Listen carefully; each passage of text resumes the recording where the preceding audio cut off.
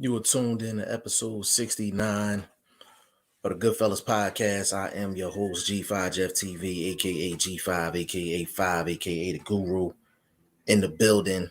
As you can see, I am in here dolo today. VP Shane should be in here pretty soon. Just sending a message a couple seconds ago. Big shout out to BoxingFirstVlog. Wherever you at, bro. Big salute to you. Man, appreciate all of you guys just holding us down. You know what I'm saying? Greatly appreciate it. I usually do my mic check 1 2 1 2 off camera, but I'm on camera. If you listening, put a 1 in the comment section if you can hear me all right. Because I was unable to do a mic check before I jumped on. Please put a 1 in the comment section if you can hear me okay. Chris G, my boxing son in the building, said we are good to go with a 1. So we're going to get up and cooking. We're not going to really waste any time. Antoine King, what's going on, bro? Appreciate you. Said you can hear me pretty well. I'm cool with that. Man, let's jump right into it, man. Tank Davis, Rolando, Romero. It's going down May 28th on pay-per-view.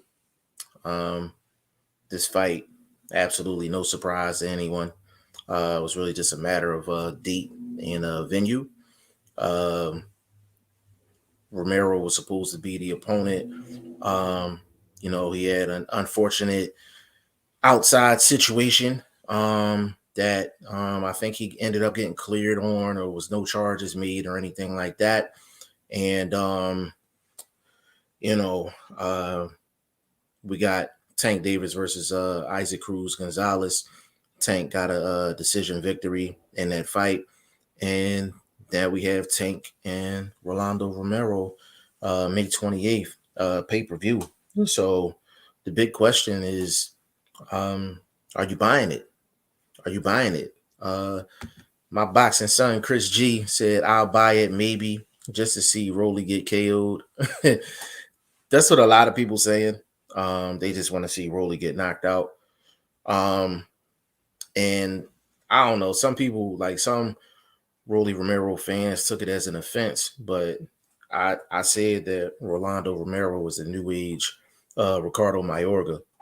And I'm not saying that he's not more talented than Mayorga or anything like that, but I said that statement in the sense of Mayorga talked his way into every single big fight. He talked his way into every single big fight. When it comes down to press conferences and starting drama, he's top 5 all time in the history of boxing when it comes down to that. But Rolando Romero can literally talk himself into any fight. He talked himself into this Tank fight. I think he could talk himself into a Haney fight and whatever other fight he want. But he's the new age. He's the new age Ricardo Mayorga as far as I'm concerned. Key Dunbar, what's going on? Said Rolly is being underestimated big time, bro. Key, can you elaborate? Can you elaborate on that? Why do you think he's being underestimated? Because inside of the ring, Rolly brings a certain level of awkwardness that does bring some intrigue to this fight. Because if you're gonna catch Tank with something, is going to be something from an unorthodox fighter, and Rolly is definitely an unorthodox fighter. So his punches come from different angles. He's rough, rugged, damn near dirty inside of the ring, so he can really turn it ugly. But I mean, it's such a wide gap in terms of talent, not only physical talent, but just boxing talent. It's kind of hard to say Rolly's being underestimated big time. If you want to say he's being underestimated a little bit, I guess I can roll with that. But to say that he's being underestimated a lot, Key, I just want you to come in and actually explain why you say that from a technical standpoint. Chris G, Rolly going to get stopped early, less than 5. Yeah, I think Rolly's going to get stopped. When? I don't know. I got a weird feeling like Rolly Romero is going to talk a bunch of trash going into the fight. But I think like the first like 2-3 rounds, I think he's going to actually try to fight smart, like fight responsible. Like I don't think he's going to come in like guns a blazing. And he does have a solid corner with him. So I wouldn't even expect for Rolando Romero to come in and really fight crazy. You know what I'm saying? Conrad in the building. Big shout out to Conrad Boxing family in the building for sure. Conrad said Rolly is trash, but the fight makes good numbers. Yeah, I mean, you know, if you're gonna promote a pay-per-view for Tank, if he's not gonna cross the street, this is probably the best option that he has. Rolly does have a name to a certain extent, plays the part, talks the talk, and we're gonna see if he can walk the walk. But pretty much after this fight, it's a bunch of question marks for Tank going forward, and I'll get into that in a moment. I'm gonna try to wait it out until Shane get in here so we can actually talk about that. Conrad, I'll watch for sure. Yeah, I'm definitely watching. I'm just, do I want to pay for it? Like, I don't know if I want to pay for it or not. Depending on the undercard. Depending on the undercard. If the undercard tight, I'll pay for it. But it's too many fighters out there at 135 and 140 to limit yourself to just Rolando Romero. So I don't know. I don't know. It's a wait and see thing. Key Dunbar. Tank will be extra cautious. He does get caught a lot, but he knows Rolly has serious power and Rolly will have to make it a dirty fight. I agree with that. I agree with that 100%. He's definitely going to make it a dirty fight. He might even get a point deducted in this fight. If I had to bet it, I would say he is going to get a point deducted in this fight. So I definitely think so. That's the only way he's going to win this fight. Make it dirty, turn it into a dog fight. If it's any type of a boxing match, Tank wins running away, hands down. So he's got to turn it into a real street fight. And it's possible. It's possible because, I mean, one of my favorite fighters of all time is Vernon Forrest. And Ricardo Mayorga beat him twice by doing exactly that, just being unorthodox and making it into a fight and not a boxing match. There's a lot of boxers out here, but there's a lot of boxers that can't fight, you know, when they in a real fight. Key Dunbar, if Tank boxes, he wins 100%. If it's a fight scrap, I see it as 50-50. I still would say Tank is the favorite, even if it's a dog fight. You know what I'm saying? Even if it's a dog fight, I still think Tank would be the favorite, but it just gives Rolly a bigger chance to win the fight, to pull off the upset if it's that style of a fight. But I do think Tank can beat him at his own game. I just don't think it's smart. Chris G, in quotations. Understood. Level Sports, what's going on? Said, yo, shout out G5 Jeff TV from the UK. Big shout out to you, bro. We appreciate you jumping on, man. If I'm not mistaken, I think it's the first time seeing you on. So, I mean, if you got a boxing channel or whatever, man, we could definitely link up. If you want to jump on, that's cool too. Just let me know. And we can definitely make that happen, man. Appreciate you stopping through. But Tank is one of the biggest names in the sport. You know, you ask Leonard Ellaby, you ask Floyd Mayweather, he's a pay-per-view star, pay-per-view darling, and all of that good stuff. But this fight is something that Tank is going to have to basically redeem himself. Now, he had bad circumstances in his last fight. Late replacement, Isaac Cruz Gonzalez. The fight was scheduled for a Sunday, which I completely did not understand. Not during the NFL season. I didn't understand that, but that's what they did. And according to reports, he only did, I think, less than 50. I think he did less than 50,000. And, you know, pay-per-view stars don't do 50,000. I don't care what the circumstances are. Pay-per-view stars don't do 50,000. So he going to come back on this one and do he need to do at least 200. He need to do at least 200 on this one, because, and this is the reason why. And to be honest with you, I don't even like talking about the Tank situation, because there's so many people that's sensitive out here. Like, as soon as you make a statement that's accurate, they think you coming at the fighter or the promotional company or the management or something like that. And a lot of times that don't be the case. Like, we're just talking boxing at the end of the day. Tank, well, not Tank, but Floyd came out and basically said, we're not in the business of trying to make another company rich. That's what he said. And from a business standpoint, he's correct. You shouldn't be in the business of making another company rich. But this is one of them classic situations where you're cutting your nose off to spite your face. And Tank has this fight, and pretty much after that, there's not anything else on the table from a PBC standpoint that will be appealing for Tank for a pay-per-view fight. Um, you can put Tank at 140, he gonna have to cross the street. You can put him at 135, top names, he gonna have to go across the street. Or somebody from across the street is gonna have to come to him. In order for Tank to get the biggest money fights and the legacy fights, he's gonna have to cross the street or have somebody from across the street come to him. That's the bottom line of it. I don't care if you're a PBC fan, an Al Heyman fan, a Tank fan, a Floyd Mayweather fan, or you can't stand none of them. At the end of the day, Tank Davis is going to have to cross the street or have somebody from across the street come to him in order for him to continue to be on pay-per-view with big fights. But as far as I'm concerned, Rolly Romero is the last name that he can fight on pay-per-view and nobody be screaming about it.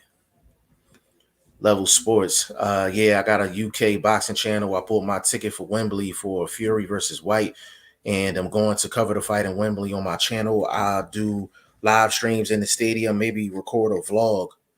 That's dope, bro. That's dope. My bro Shane, VP Shane, he in the UK. He should be in here shortly, but that's dope, man. I'll definitely come check you out.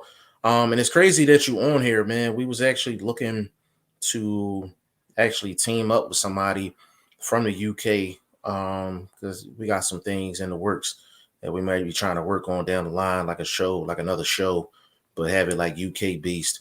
So yeah, I'm definitely gonna catch up with you, man. Like, for sure. If you got social media, man, definitely get with me on social media for sure, man. But that's dope, man. That's dope. Did you get credentials, or you just gonna be vlogging from the seats and outside the arena and all that? Key just gave a follow on the gram. You know your boxing. Mr. Dunbar, I appreciate you, bro. Definitely I'll follow you right back as soon as I get off this joint, man. But I talk boxing on camera, off camera, don't matter. My bro,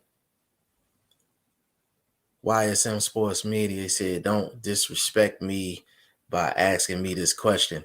Bro, that that question was not directed towards you, bro. That question was not directed to. I want to be on record. YSM, that's my bro. That's if I was ever in trouble, he'd be one of the guys I call.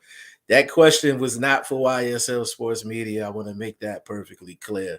It was not for YSM Sports Media. But big shout out to my bro, man, for sure. Burt Wood, why is Teofimo Lopez moving up in weight?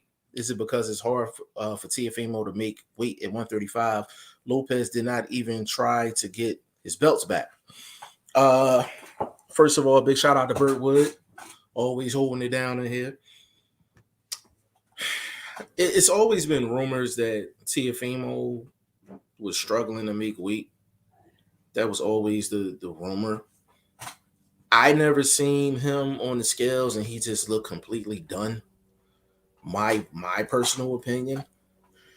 But if he said he was struggling to make 135, if you're struggling to make 135, then the belts, I mean, essentially it's more about you coming into a fight comfortable versus you trying to fight at a weight class that you outgrew just to try to hold on to the belts. So Tiafimo is as good as he think he is. He can just go on a conquest at 140 and try to accomplish the same thing. It'll be more difficult, but because he has to get acclimated to a new weight class. Not saying that 140 is more talented than 135, but there's just other levels of concern at 140 because it's some 140 can go about 10, 15 deep with quality fighters. So Tiafimo not going to be able to come in there and just do whatever he want. You know what I'm saying? Boxing learner, what's going on? Family in the building. Yes, he can't make the weight no more. That's what I figured. That's what I was told. I don't know anything in terms of the camps. The only person I know that was close to Tiafimo was Padman McGriff. I mean, of course, I can get him on the horn and get more information in regards to that.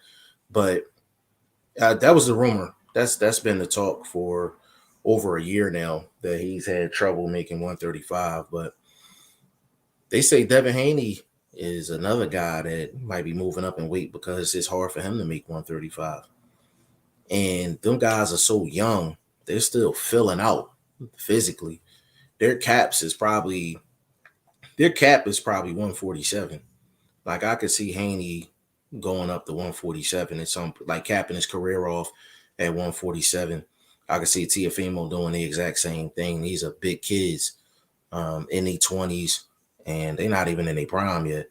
Like physically, they're not even in their prime. I can make more of an argument that Tank is more so in his prime from a physical standpoint than Devin Haney and Tiafimo Lopez is, because them guys are younger than Tank. So we're going to see exactly the situation with Tiafimo Lopez going forward. But, it's it's some infested waters at 135 and it's some infested waters at 140. It's deep. It's deep in both divisions. So I think he's going to have a lot of competition no matter where he decides to go. But 140 is a great division simply because not only the talent at 140 is deep, but the guys at 135, there's probably about 5 or 6 guys at 135 that I can honestly say would probably move up to 140, either because they too big for the weight or they felt like they've done everything at 135 and just want new challenges. Boxing learner, no, I won't be buying. Boxing learner, why wouldn't you buy? I guess that's my next question. Why would you not buy the pay-per-view? Now, for me personally, I like Tank. I like Tank. I want to get that out the way. I like Tank as a fighter. He seemed like he's a cool dude outside of the ring. And, look like he's surrounded by good people. I'm a huge fan of his coach, Calvin Ford. Huge fan of his. And I love what he does as a trainer and just being that man standing behind Tank. And he's been there since Tank was a kid. And you could tell that the love is there, the loyalty is there, and you could tell that he cares about Tank and he wants his best interest, but he's not afraid to get in his face neither and tell him when he on that bullshit inside the ring. And I respect that about Coach Cal. So Tank has a real solid foundation. He's physically talented. He's one of the most exciting guys in the sport. And I just want to see him maximize his prime. Like, this is not about PBC, top rank, golden boy, and all that. Like, I really don't get into all that. I really don't care about that. At the end of the day, I want to see Tank face the top guys. I want to see him fight Tiafimo. I want to see him fight Devin Haney. I want to see him fight Ryan Garcia. I wouldn't mind seeing him fighting a Richard Coney, a Emmanuel Tegu, even going up to 140. There's Gary Antoine Russell at 140. That's a good fight for Tank. There's a lot of good fights for Tank. It's just a lot of them. Like I said, he's going to have to cross the street, or he's going to have to give an invitation for somebody that does work across the street to come see him. And I think if he does that, and again, I want to reiterate, I understand where Floyd is coming from a business standpoint. He wants to keep everything in house. He wants the money in house, but you don't have too many quality people in the house. That's my point. Like, you don't have a lot of quality people in the house. Like, I think you've exhausted almost all of the popular options that you have on PBC side of the fence. You went the Leo Santa Cruz route. You went to the I mean, it was by accident, but I mean Isaac Cruz Gonzalez, you went that route. Now you're going the Rolly Romero route. There's not too many more routes you can go in-house. It's the cupboard's kind of bare in-house, you know. Boxing learner, because I am not interested in Rolly. Fair enough. Fair enough. And that's the question. I think that's what it's going to come down to. If you a Tank fan, if you're a big Tank fan, you're gonna buy the pay-per-view. It don't matter who he's fighting, or you may only buy a Tank pay-per-view depending on who he's fighting or the undercard. So for me, I'm looking for the undercard. I need at least two fights that I'm personally interested in for me to buy this pay-per-view. I'm not buying this pay-per-view just to watch Tank and Rolly. I need something, a co-main event. It can even be the opening fight on the card. I don't care where the time slot goes. I just want to know there's a fight or two outside of the Tank fight where I can really get up for. And that's what I'm going to be looking for. So I'm really interested to see how the undercard is going to shake. Really interested, actually. And I think this is one of them cards where I think Al Heyman needs to really put a nice co-main on this one. Put a real nice co-main on this one, and really give this pay-per-view maximum support. I think it'll really benefit because, like I said, Tank need to bounce back from that last pay-per-view because it just didn't go well in the circumstances. It's not his fault. You got to blame Floyd and Ellerby and all those guys for the strategy in terms of that pay-per-view. The strategy just didn't make sense. But if Tank is the guy, he shouldn't have no problems going forward.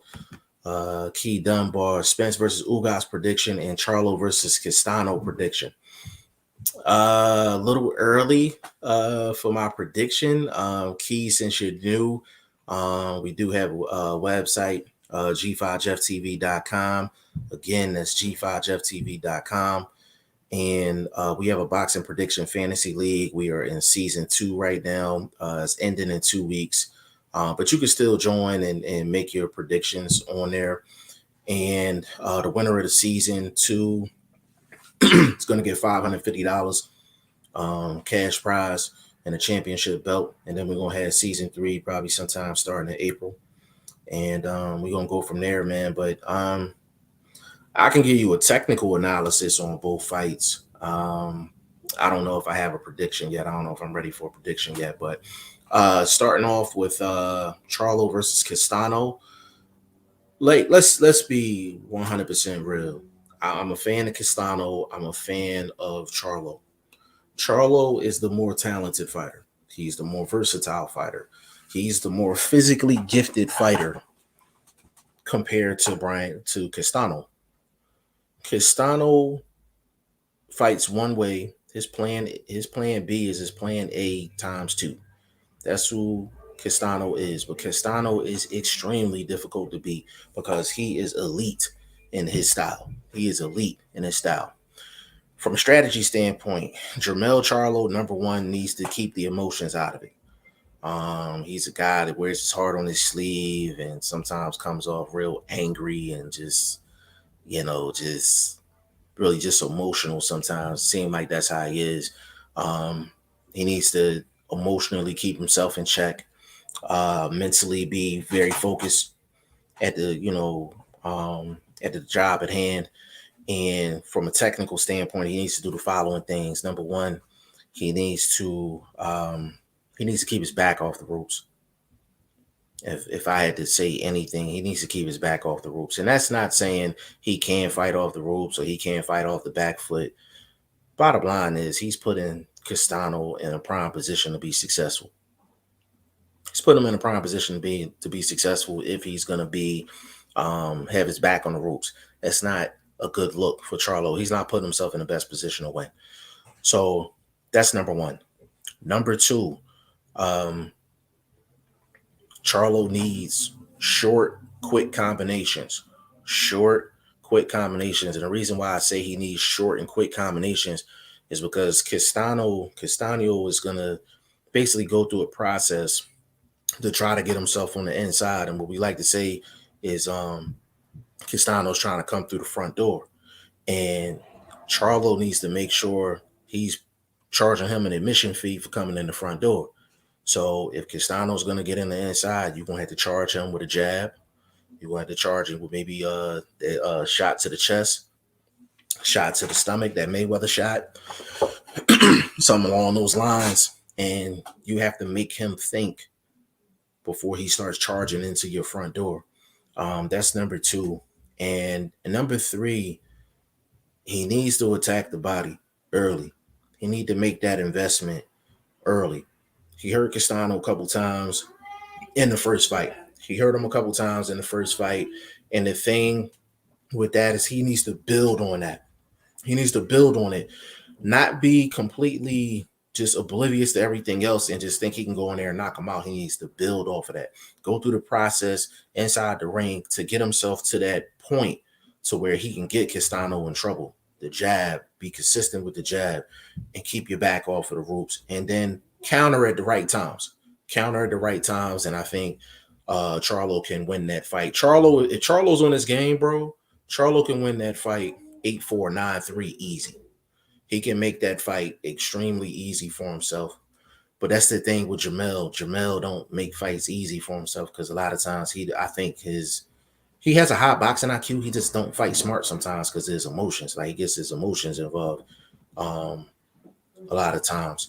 To go into the Spence and Ugas fight, if Spence jab is on, man, it's gonna be hard for Ugas to really get around that. I think Spence has one of the best jabs in the sport, and Spence is one of the most efficient fighters we have in the game. Everything is short, compact, powerful. Every shot is with a purpose. He don't waste shots. He don't waste movement. Like he's very efficient. And in a fight like that, I'm thinking, can Spence play his regular game and win this fight? The answer is yes. Can Ugas play his regular game and win this fight? The answer is no. So Ugas is going to have to fight the fight of his life and actually do a lot of things in a Spence fight that a lot of guys aren't able to do. Spence don't allow you to get off on him. I'm talking 4 or 5 shots at a time. Spence don't allow that. He's a master at distance. And a lot of things. So it's a tough fight. It's a tough fight for Ugas. Do I think he's going to be competitive?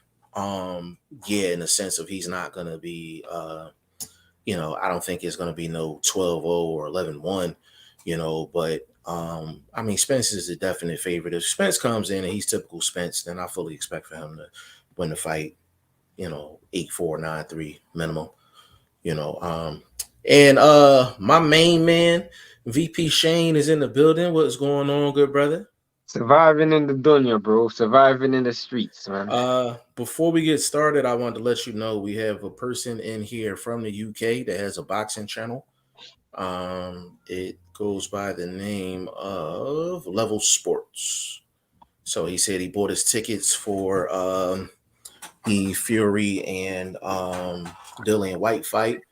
Said he said he's going to cover the fight, but he said he might do a vlog as well. So, I told him I'd check him out after the live and, see what's going on. But I told him he was from the UK too. So, I don't know if you ever heard of him or anything. So, No. Conrad, let's be real. It's a sad fight for someone who could potentially be undisputed at 135. Now Loma is gone. Tank. What? I'm confused. So he's talking about the Tank and Romero fight. He said it's a sad fight. So Why? he said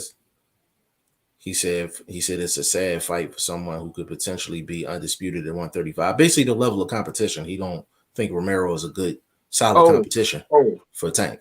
Now that Loma is gone is the part that I'm confused about. Oh yeah, that part I don't really understand because it's just the now Loma is gone. That almost make it seem like Loma's moving up in weight or moving down in weight. So Conrad, can you clean that up? Because I think you're talking about Tank, but the Loma thing throwing us off a little bit. Boxing learner Tank is very talented, but the undercard has to be good if I'm going to pay. That's It where I'm won't be at with good. it. It won't be good. It won't be a good undercard.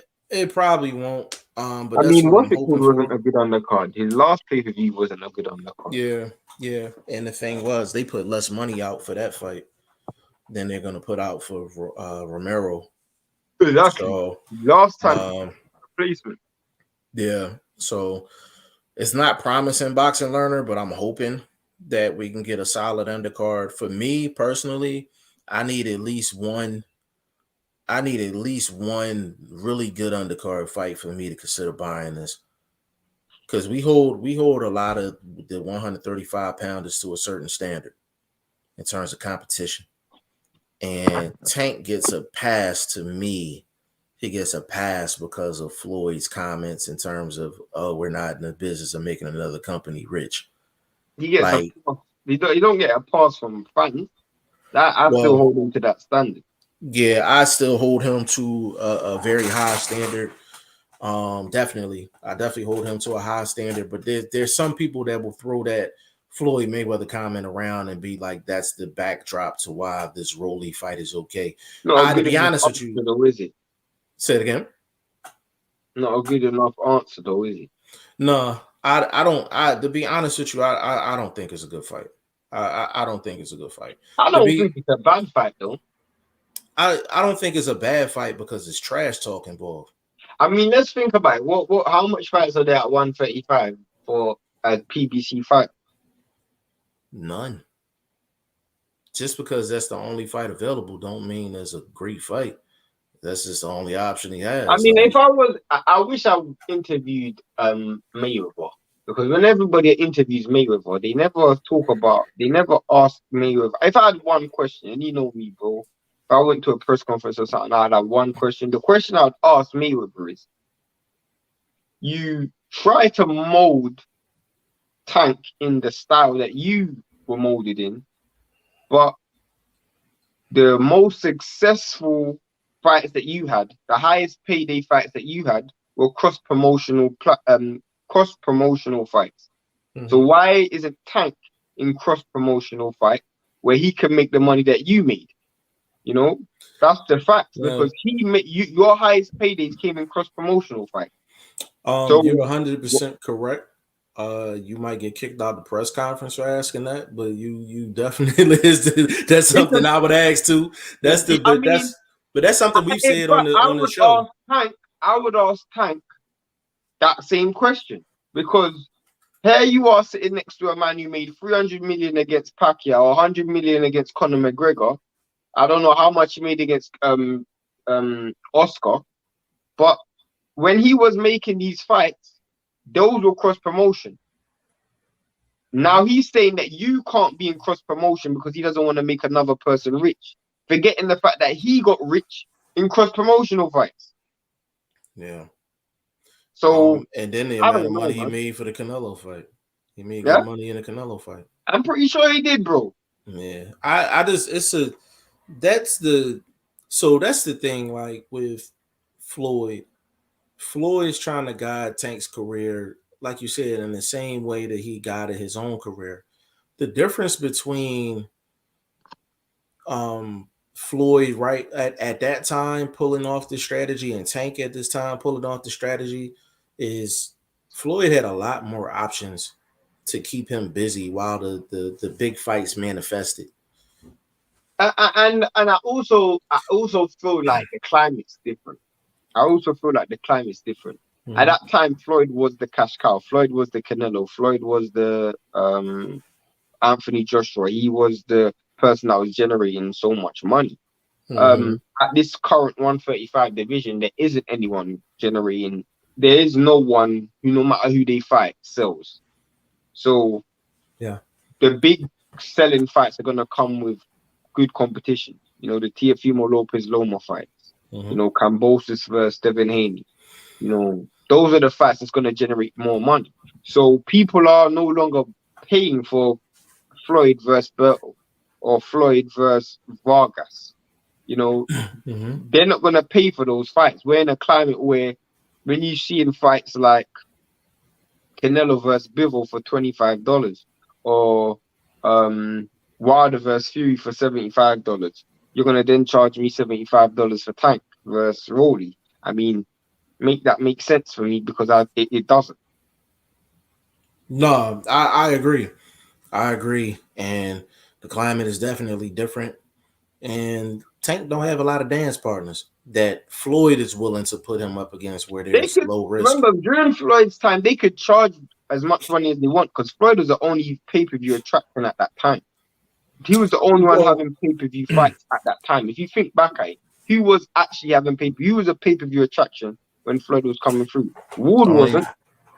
Pacquiao. That was it.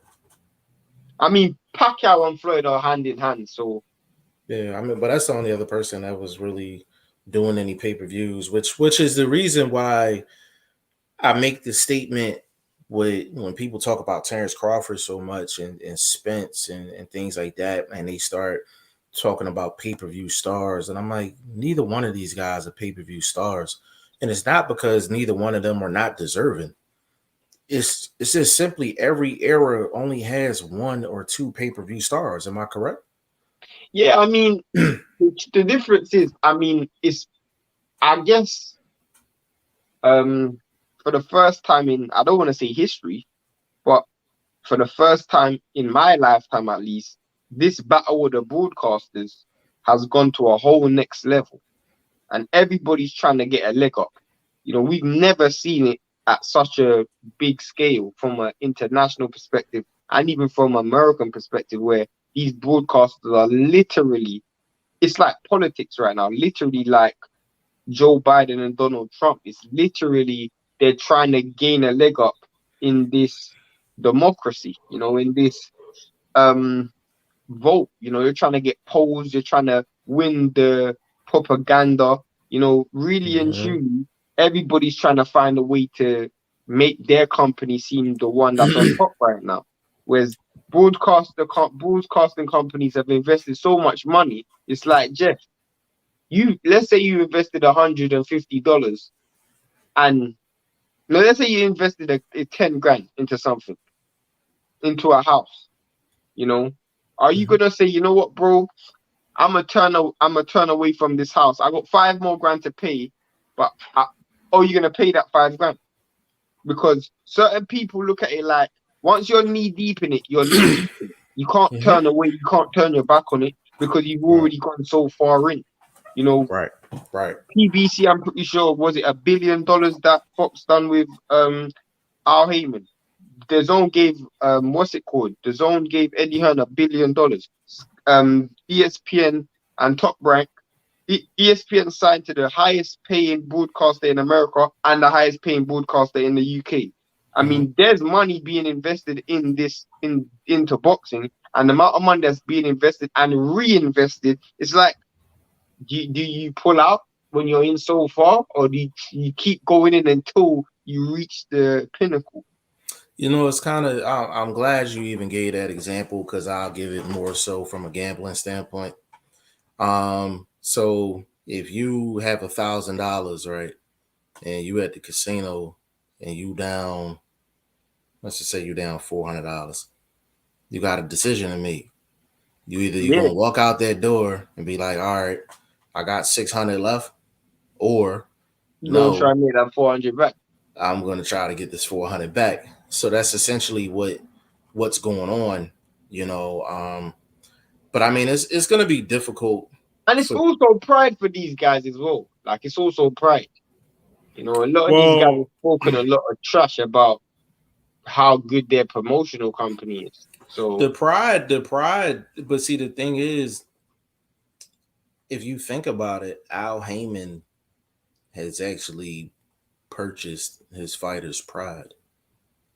I mean, from a promoter's perspective. Same thing.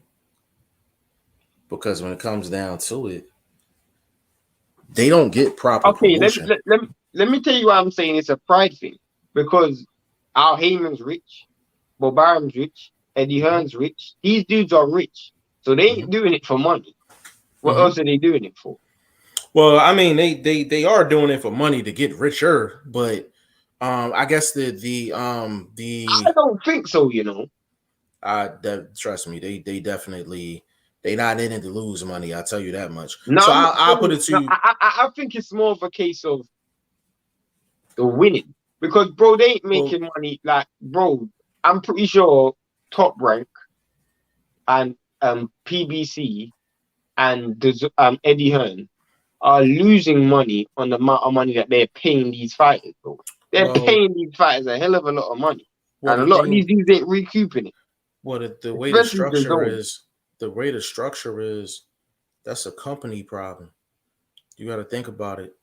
They so take PBC, like when they had Waddell and Reed, and that was the hedge fund for PBC, and this is when they first came out. I think it was reported that Al Heyman gets 10 or 15% of that hedge fund, no matter if it completely bombs or not, because he basically was managing that hedge fund. It's essentially the same setup with all these guys. Eddie Hearn is playing with a certain amount of money, but he's guaranteed a certain amount of money no matter how much the bottom line loses. Bob Arum is the same thing. So they're winning regardless. They're just trying to get as much money for the company as possible so they can keep their perks. You know what I'm saying? But their money is secure. Like their money personally is secure. We're talking about the actual company and what the company is doing. But the companies are so big, they're going to always stay afloat. It's always going to be an infusion of new money. Somebody's going to come in and be like, I can, man, it can be a chick.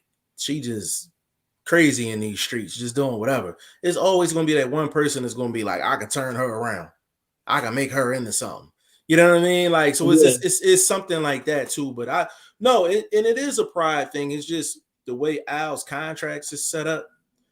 Pride to get you into fights.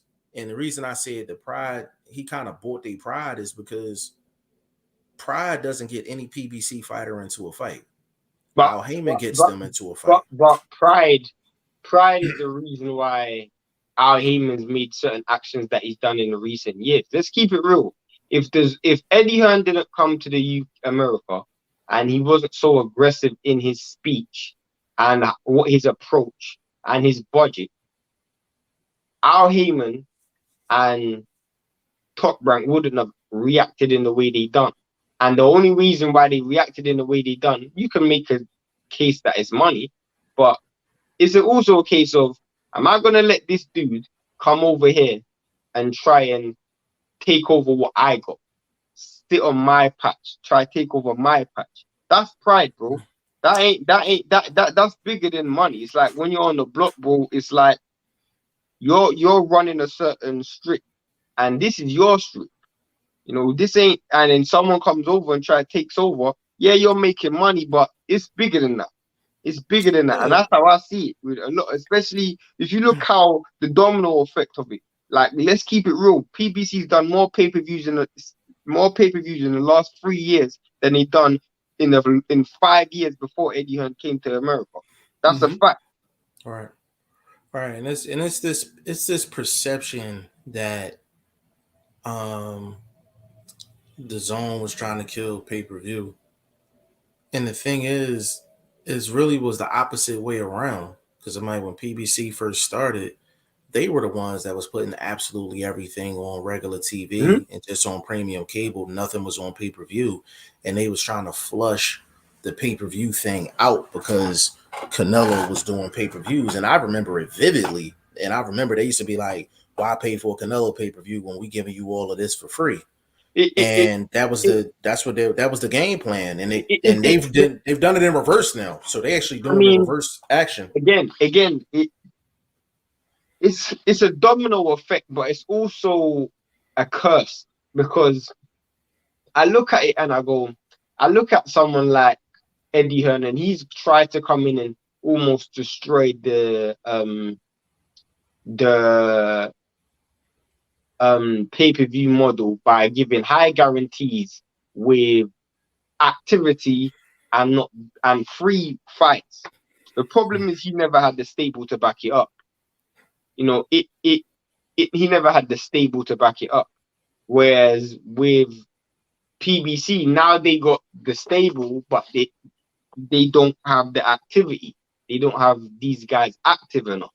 So it comes down to how from a promoter's perspective, how do I make this make sense? And right now we're seeing a lot more pay-per-views than we would have expected to see. And even Canelo now is on pay-per-view, and the zone saying that they're gonna do the zone pay-per-view and stuff like that. I guess that's just to keep up with the market. But the reason why I say it's a curse is because by you saying that pay-per-view is dead and now you're doing the zone pay-per-view, it's like you're almost ruining your unique selling point. The thing that you had in the first place that even made you who you were, the zone, you know, you're ruining it. With PBC, why it's better is because at least PBC was a terrestrial television station. So you can find a boxing fight just scrolling through your channel. The zone, there's so much more streams of how you're gonna get through it. Whether you have to download the app or click the link. There's so much more avenues you have to go through. Whereas at least with PBC, you know, it's old fashioned, you know, turn on the TV, scroll through and you find boxing. Yeah. I definitely agree with that. The zone, we just don't know because we don't know the subscriber count. We don't know what the growth is. We don't know any of And that. you can't say there's no pay-per-view when you've added a price point. Yeah, it might be for a month, but you still added a price point. Yeah, and everything is even when fights was on, you know, even when fights was on HBO, that was premium cable, Showtime, premium cable. Even back in the day, Tuesday night fights when Vlog and I was, you know, like growing up, like To that was me, premium you cable. know where the zone made a mistake, bro? The zone should have purchased another promotional company. Yeah, In yeah, addition to Golden Boy and Matchroom. yeah. But what though?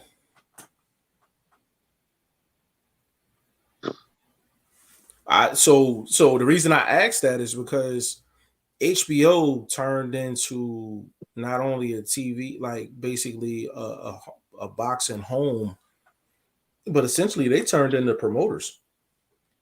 They turned into promoters. Like they literally was signing fighters to HBO deals, and they literally was a de facto promoter in a sense.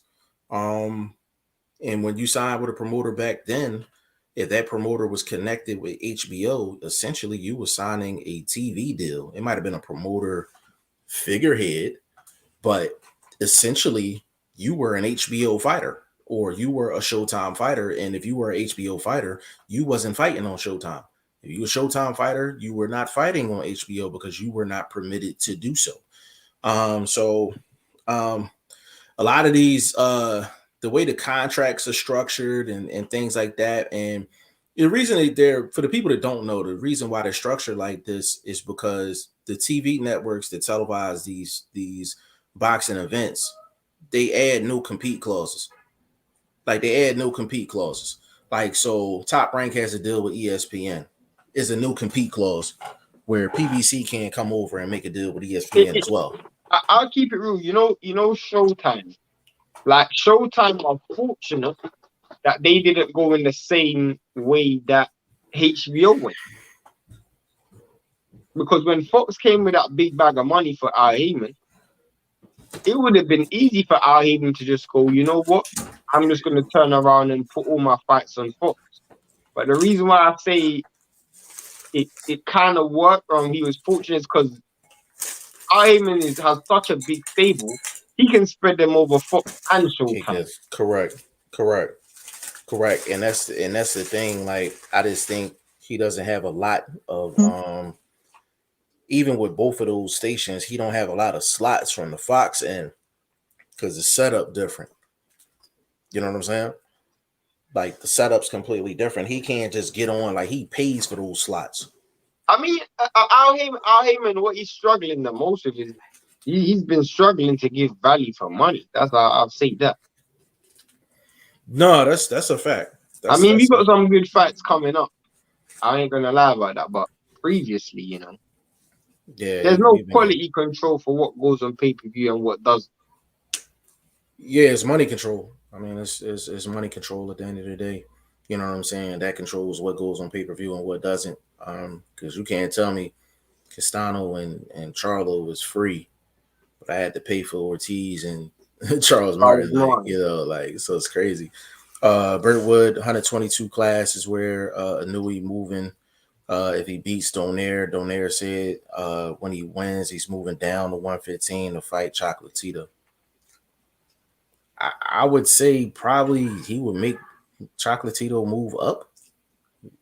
That's I what I'm mean, thinking. if he loses to Nui, I don't know where he would go from there, bro. Tough one. Yeah. Is that fight happening this year? You What? think? Anui and Donaire. I thought it was already announced. I could be wrong. Is it already announced? Hmm. Andre Southgate, big shout out to you, bro. Salute. All is a shame. Thought for sure Tank will be fighting the top guys now. He has great potential. No, Seem like he's getting held up. he's never gonna fight the top guys because of who he's with. Correct. 100%. And that's Andre, that's what we were talking about.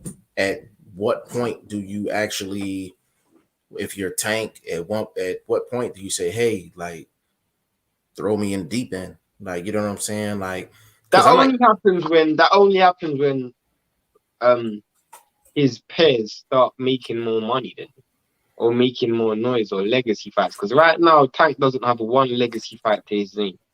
Not one. If Tank retires tomorrow, his legacy will be Pedraza. is he a Hall of Famer? Are you drunk? I'm asking the question. I don't That think is a so, very stupid question to ask. He's not even. He wouldn't bro. even go down. He wouldn't even go down. I, He wouldn't even go down as a great fighter. He would go bro, down as a I I guarantee you. Now, YSM was in here earlier. I guarantee you, there's people that'll be like he's Hall of Fame right now. based on what he doesn't. Name me one Hall of Famer without I'm not. one I'm telling you. Hall of Fame fight. I'm not arguing with you on this one. What I'm saying is you're gonna have somebody that's gonna give you pushback. He ain't no Hall of Famer, bro. He hasn't even had a He's not. standout fight. He's not. He's not. He's not. But that's another. That's another point. That's another point. I'm like, at what point are you satisfied with your career? At least Like, with Spence, bro. Spence fought Spence fought Porter.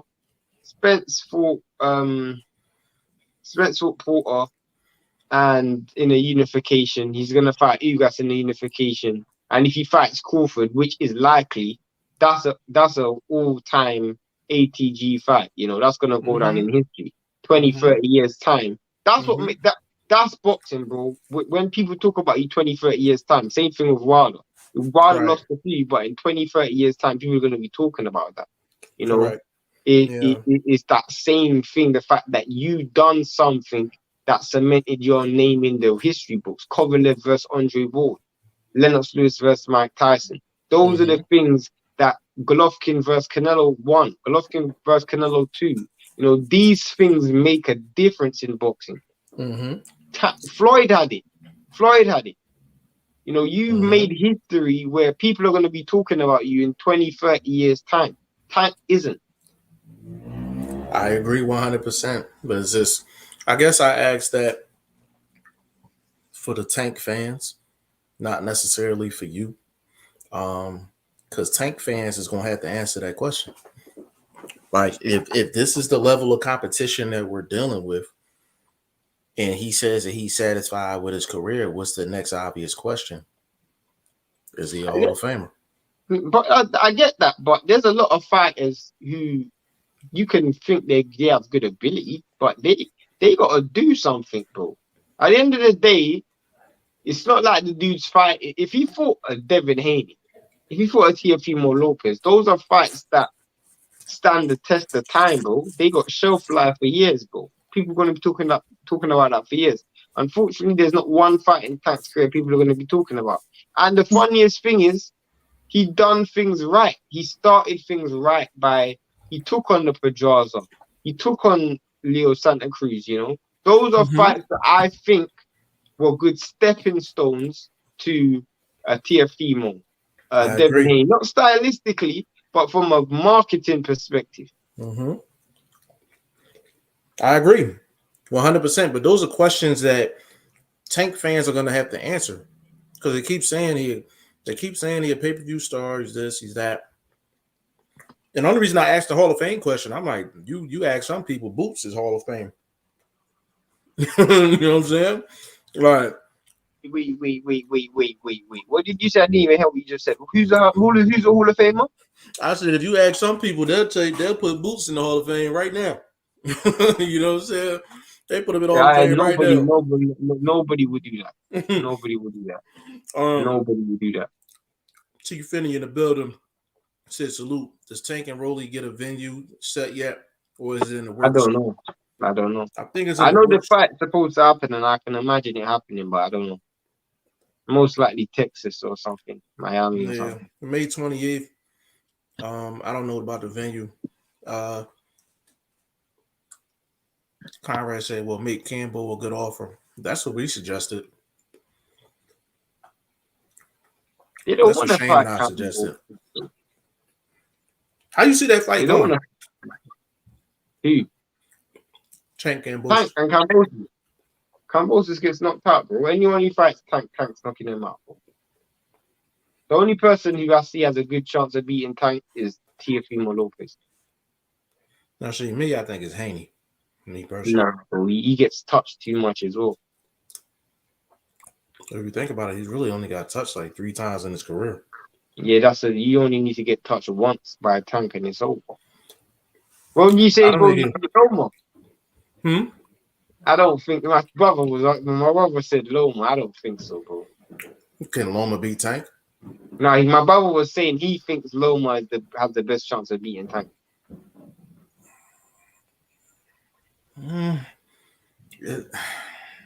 You know what? Tell him. Can he hear me? He can't hear you. He's over there, though. I can call him. The thing is, the Teofimo performance is always going to stick in my mind. Like, as long as that fighter don't show up, then yeah, he gives Tank hella problems. He gives Tank hella problems. You know what I'm saying? But as long as that Teofimo guy don't show up, you know what I'm saying? But Loma has all the tools in the toolbox to give Tank all types of issues. But from a size perspective, you've got to look at it as well. Like, size-wise, I think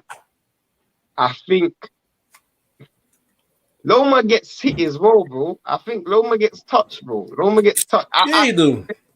I feel like the best way of beating Tank is similar to with Wilder. You gotta put your offense off as well.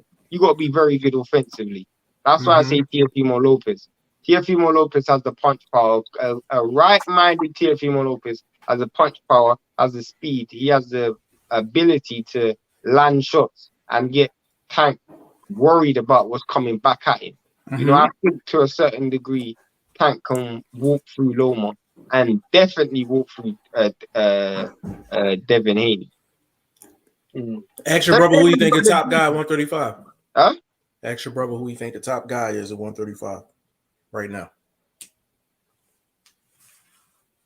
Hard, you know. It's so hard. To be honest, yeah. I think Loma beats all of them. You think Loma beats everyone? I think Loma beats all of them. Fair enough. He says Loma. I think Loma beats all of them. You know the thing that's crazy. Like, I think somebody asked me, like in a DM, like if I had to pick one guy to fight absolutely everybody at 135, like who would it be? Like, and to be honest with you, I think at that time, I think I did say Loma. See, I would say Loma. I'll say I know he had a bad night against Cambosis, but I'll say Teofimo. I think Teofimo Lopez is the most rounded. That's true. Yeah, he's definitely the most well-rounded fighter in terms of this. And he's big, bro. He's real big for the weight as well. He got With real a good good coach, IQ. He with got a real good good coach, IQ too. with a good coach, bro, and with good game plan and game management, he caused everybody problems. What trainer you think would fit well with him? It's a good question. Personally, I'm being dead serious. Mark Ramsey. Ooh, I wasn't thinking that. Mark Ramsey will get that dude using his size, his strength, his power. Get that like what he does with Beterbiev and Rivas. You'll get him aggressive, real aggressive coming forward, working back. In the Cambosos fight. Huh? He was aggressive in the Cambosos fight. Yeah, but in that fight, I would say He was reckless. He was reckless with the aggression. Like there's a lot of people look at Beterbiev and just think he's reckless, but there's a lot of calculated pressure to it. And one thing about Mark Ramsey is his in-game management is amazing. Like he never lets a fight get away.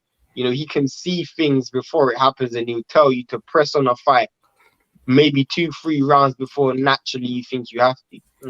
So let's say the fight's 5-4, 3-2, and you're 1 round down. He's gonna tell you to press the fight. He's gonna. And another thing I think he's gonna get Teofimo Lopez doing is walking dudes down behind the jab.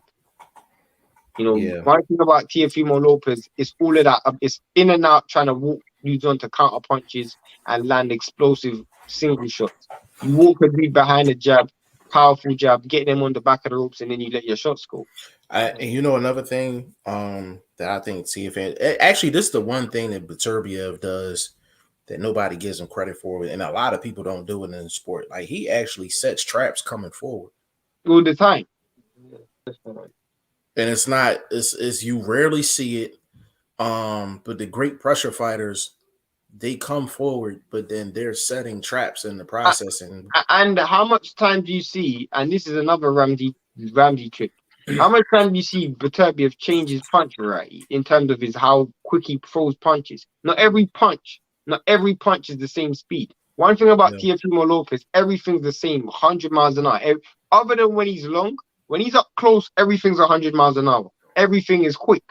So once you get the timing right, you could just count them punching between the shots. That's Devin Haney's problem. Everything the same speed. He don't That's have like Tank as well. That's Tank as well. Yeah, Tank. Yeah, but see, that's the thing that I think separates Loma from the rest of them, because everybody talk about his footwork, but the punch variety and the way he changes speeds and levels in terms of the punches, because that's how he catches a lot of guys. Like he really, like, offensively, he's gifted, but the combination of his punch variety and the footwork is what gets him his openings. Like, it's not actually his punch combinations that get him the openings. It's the combination of of the levels of the shots and the footwork that comes with the shots. If you notice, Loma don't really ever sit down on shots. If you notice, no, not really. He don't ever sit. He really don't sit down on shots. Like, a lot of his shots are sweeping shots, and like he's always on the move. So I'm always curious with Loma, what actually happens if he actually just sits down on his shots and really start ripping. That's why I think he got a good. I think his power is underrated, because he gets almost everybody he gets in the ring, but he gets their attention, and he don't ever sit down on shots.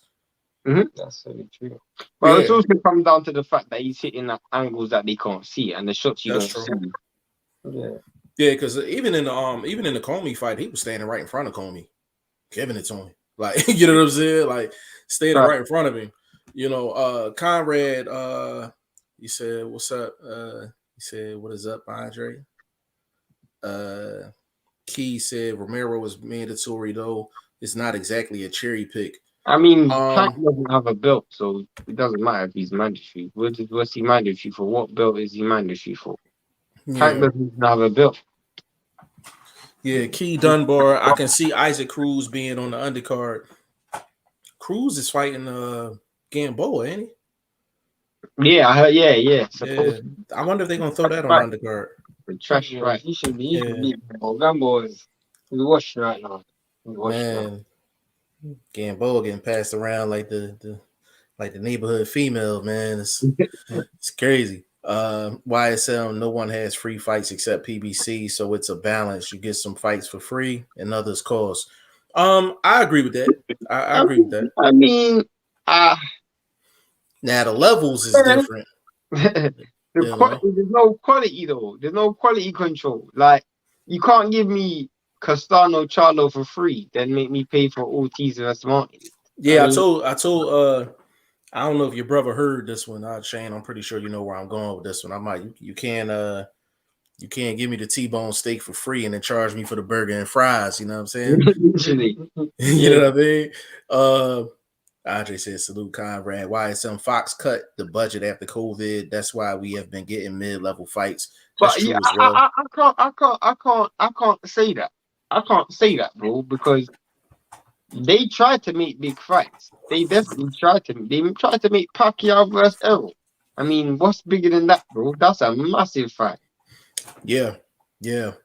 Travis Bryan in the building. Big shout out to you, bro. He said, what Charlo talking about? No bud. I don't know. Do you know what happened with that, Shane? Apparently, Jamel wants Crawford to move up and fight.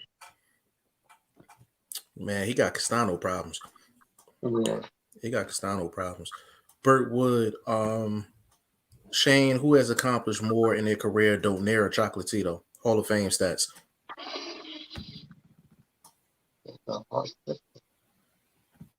See, they both taken losses and they both taken wins, which, you know, to me, I think it's high level wins.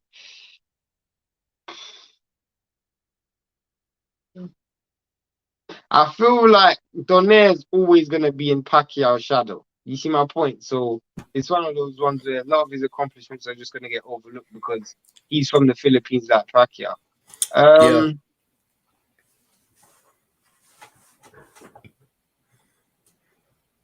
I have to go with Chocolatito, to be honest. Chocolatito. Is your brother a Stephen Fulton fan?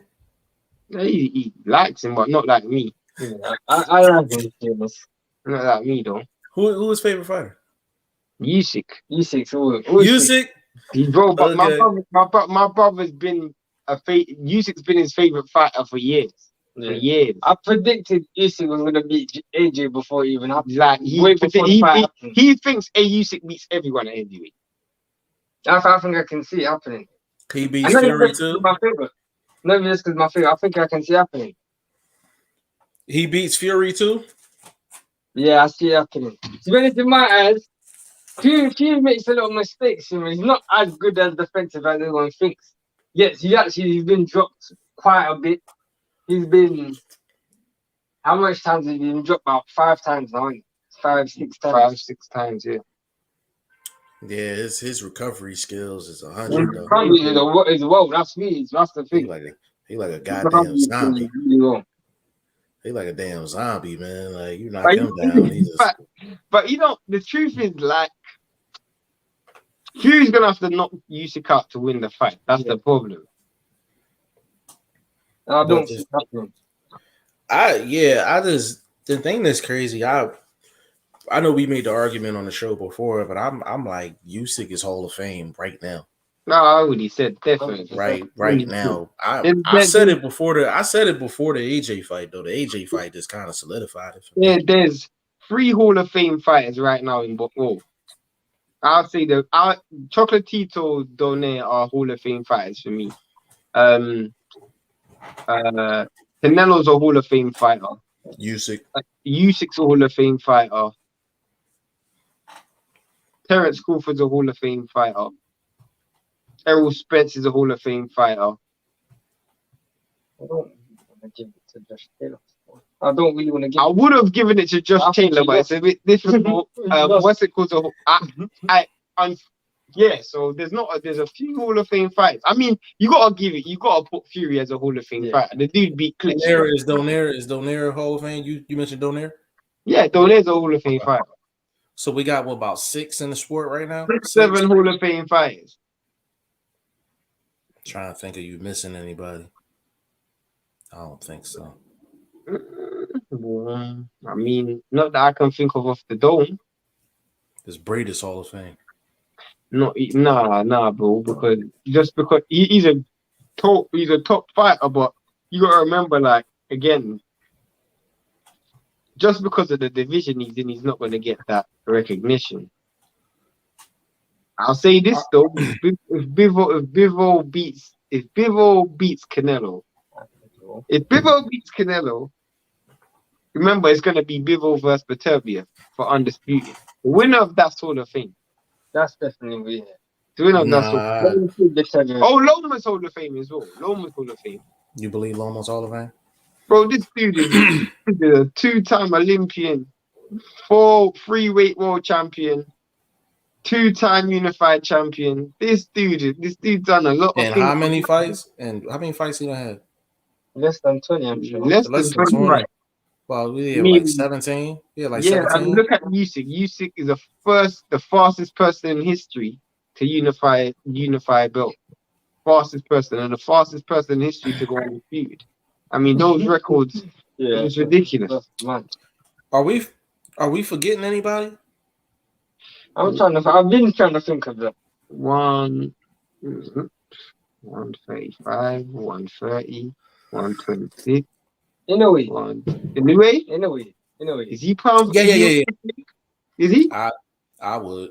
I would give it to him in a way, Yeah, I would. So that's about like 8. Yeah, something like that. About 825. That's a good amount. That's a good, yeah. And there's a few that can be Hall of Fame as well. I think both can potentially be Hall of Famer. I think the Kirby is a potential.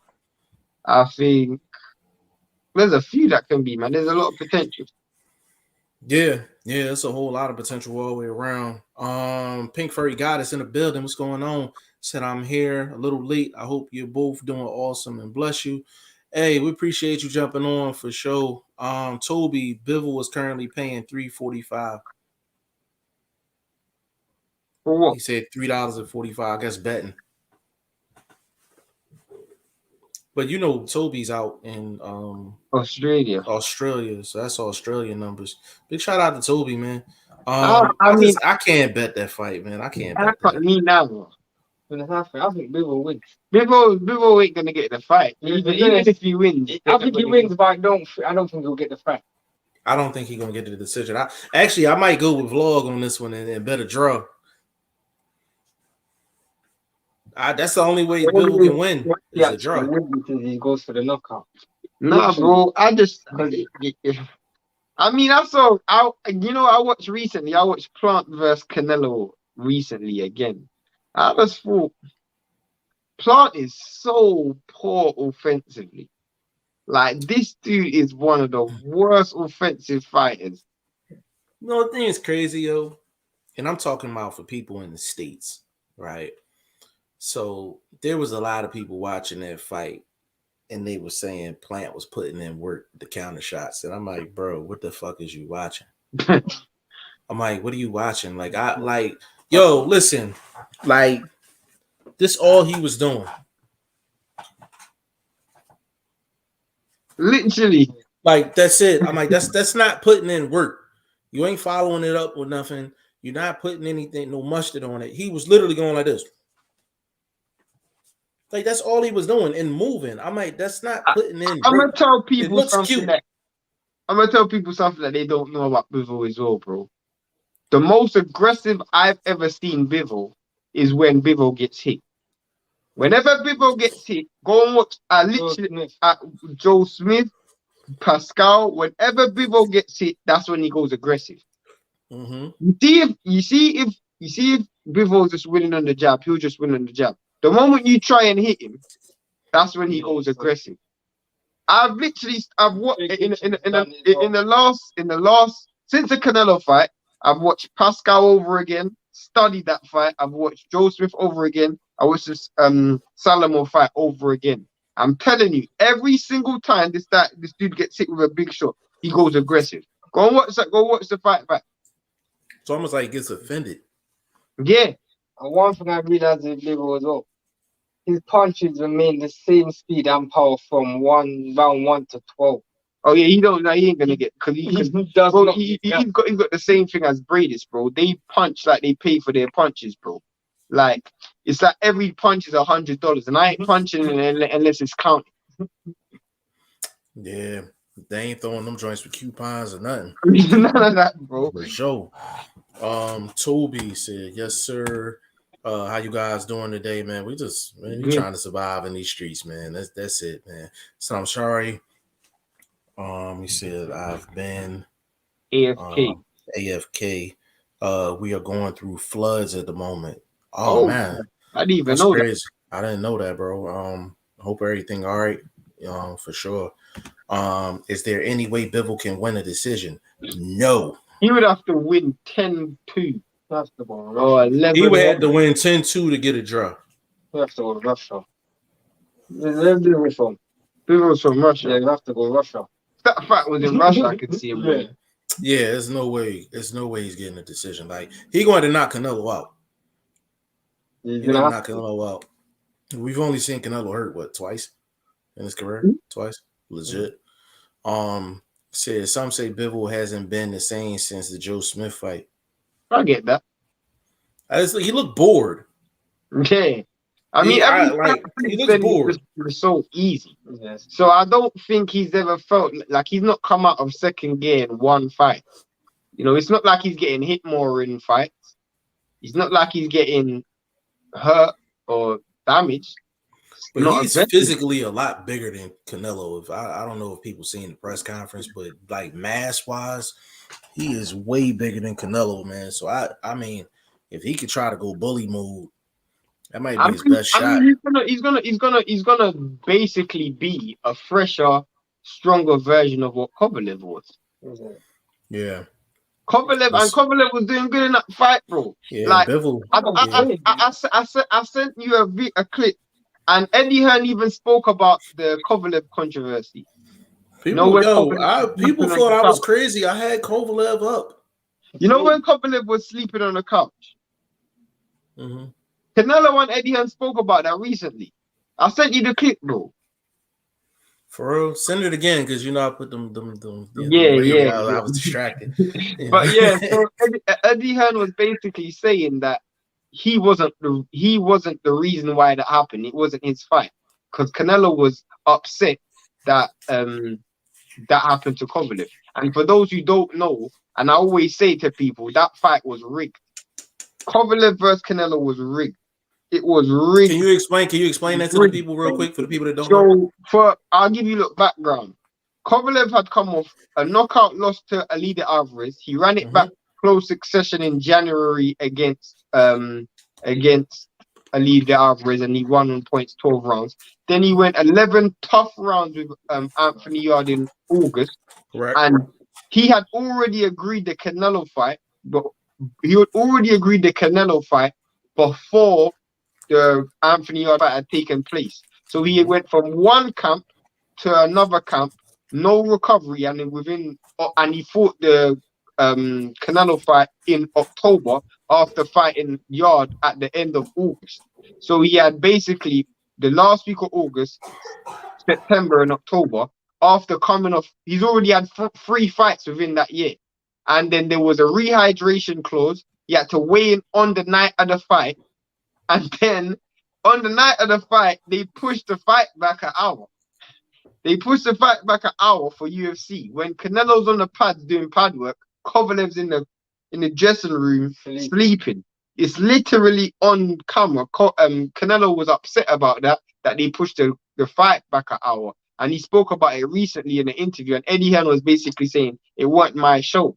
Because it was on the zone, people thought it was Eddie Hearn's show, but it wasn't. But Kovalev was sleeping on the couch.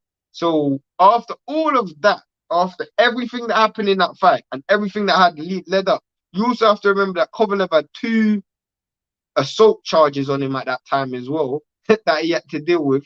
Kovalev was also talking about retirement before the fight, because if you look at it, Kovalev ain't fought since. I'm telling you, that fight was rigged. And he still went in there and won so many rounds. That fight was rigged. He Bro. was winning the fight to me. That fight was off that alone. I'm telling you, last time I saw Canelo at 175, he went 11 rounds and struggled with a fighter that was depleted. He was done. Your brother had him up. He had Kovalev My up. brother had Canelo up. Yeah. He had Canelo up or Kovalev. I mean Kovalev up. Kovalev. I had Kovalev up too, bro. Yeah. Toby. Let me see. Can I say something? Canelo losing is probably the best thing for the sport. Maybe it will get the other champions to fight each other. What you think, Shane? Nah, that ain't gonna happen. I the only reason why I want Canelo. I think it'll give other boxers publicity because it'll give Bivol publicity. I used to go remember because Bivol's Russian. Oh my gosh, they can't afford for a Russian fighter to be a champion, to beat the face of boxing, bro. Crazy. Hey Shane, you got another. You have a new rival in the comment section, but I want you to wait. Let me introduce. Go ahead. And tell your brother you get a new enemy every show. Huh? Conrad, boxing, both Canelo and Fury could be losing this year. I mean, Canelo's got a tough fight against Bivol. He ain't losing to Golovkin though. If he beats Bivol, he's beating Golovkin. If he beat Golovkin, I think he's gonna beat him. Now, Shane. Now, I know you usually don't pull no punches, but there's a female coming at your neck about what you just said. Cool. Priscilla Perez says, that's proof the fight was rigged. Oh my God. Excuses so pathetic. I'm glad you said that, and I'm going to go what you like. I normally go aggressive. Can you name me a case? Name me a case, and if you can name me one case, I'll shut up and never bring it up again. Name me a case in boxing history, and book. I wish my book was in here. Boxing has been going on for over 100 years. In fact, over 200 years. Name me a case in boxing history. In fact, I do have the book somewhere out there. But name me a case in boxing history where a fighter has to weigh in the day before the fight, make a artificial. No governing body has made him dehydrate.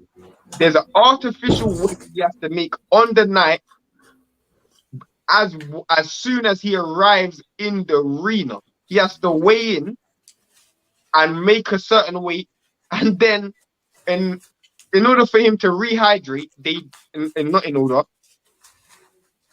so he can't get full rehydration, they push the fight back an hour just for a benefit, just for a fighter's benefit. So let's say, just so this makes sense, Kovalev weighs in the night before at 175. Every fighter rehydrates. He can't rehydrate because the next day he has to weigh in at 180. In the morning he has to weigh in at 180. Then when he arrives in the arena, he has to weigh at 185. And then once he arrives at the arena, the fight's supposed to take place at 10 p.m. They make the fight start at 11:30. Name me a case where that's happened in boxing, where a fighter has to fight a weigh-in 2 times after the weigh-in and still have to fight within a certain weight class. There's no they're literally allowed no rehydration, none whatsoever. In my opinion, you could make the argument Canelo was heavier than Kovalev in that fight. Possible. You could make the argument Canelo was heavier than Kovalev in that fight.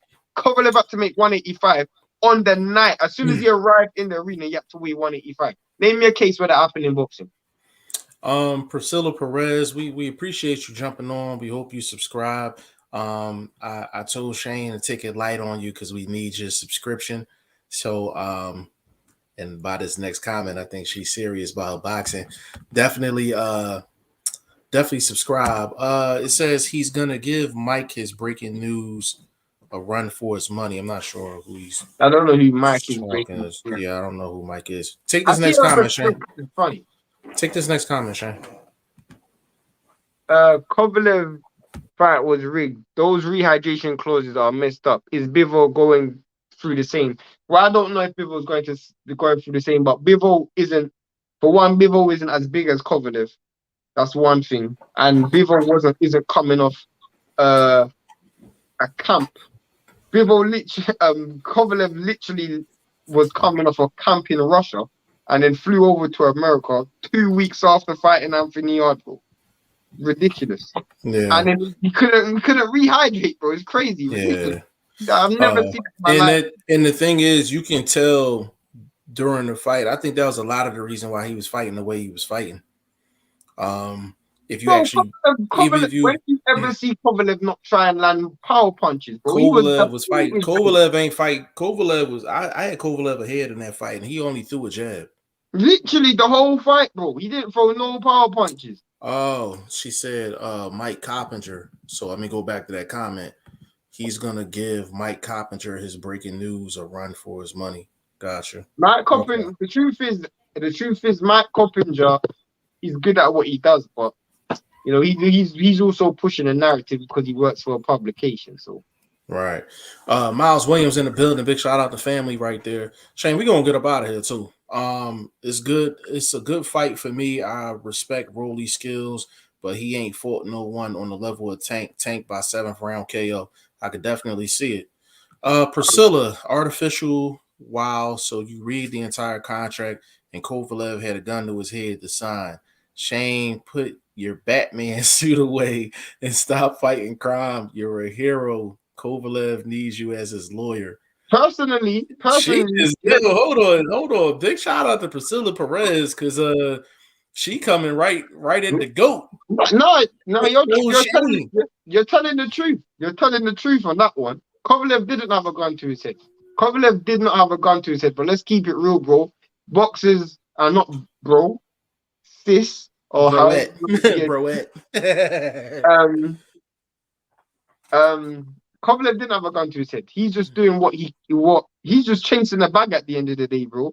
At the end of the day, like he refused to pay any money in violation of that clause.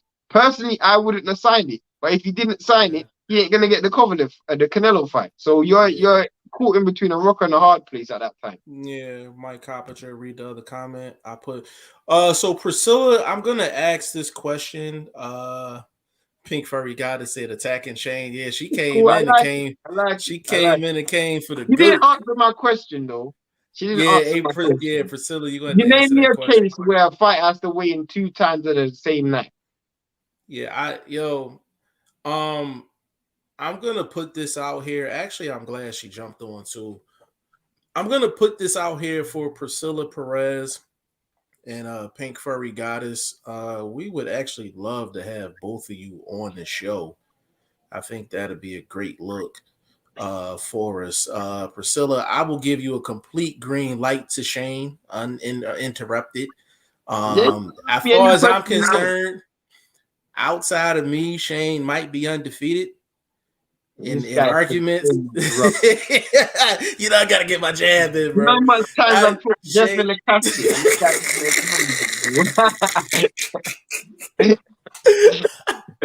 I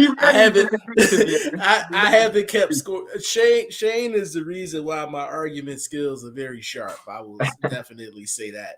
But Priscilla Perez and Pink Furry Goddess, if you are interested in coming on the show, definitely get with us. Priscilla, I see you on Facebook. If you get with me on Facebook, or put a 1 in the comment section if you're interested. Toby says, Shane, I am on your side on this one, and that is a rare occasion. Perez, this should speak words. Priscilla said, I've seen Shane's style. He will just not believe whatever I say, like he usually does when he doesn't like the truth. No, but I agree with you. Hold on. You missing the point here. She been studying Ice Cold Shane. Yeah, she has been. Hey, she been studying. Tell your brother. I'm just here. I'm just here. It's about Shane. They come in here. They get it, Shane. They get it, vlog. They don't pay me no mind, man. They don't pay me no mind. The ladies come here for Shane. Man. I agree with you. Like, I agree with you. You're right. Kovalev didn't have a gun to his head, and Kovalev didn't have to sign. So you're 100% right. But if he didn't sign to that, got the fight. you wouldn't have got the fight. But my question to you is, Miss Perez or Mrs. Perez, however you want to be addressed, do you believe in your eyes that, in fact, why does Canelo, if he thinks he can beat a man fair and square, why does he need to add those rehydration clauses? Because those rehydration clauses are definitely unprecedented. Because you can't, to this day, name a time where a fight has to weigh in 2 times on the night of the fight. And his rehydration limit is 10 pounds. And Priscilla, I'm going to add this. And it's not the same for him. Canelo didn't have to weigh in on the night of the fight. Only Kovalev. And the thing is, Priscilla, that's crazy. Priscilla, to add on to this, and I'm not disagreeing with what you're saying. Canelo has an unfortunate history of adding favorable stipulations prior to fights. My favorite one is before the James Kirkland fight. And this one's not up for debate or argument. I know this to be fact.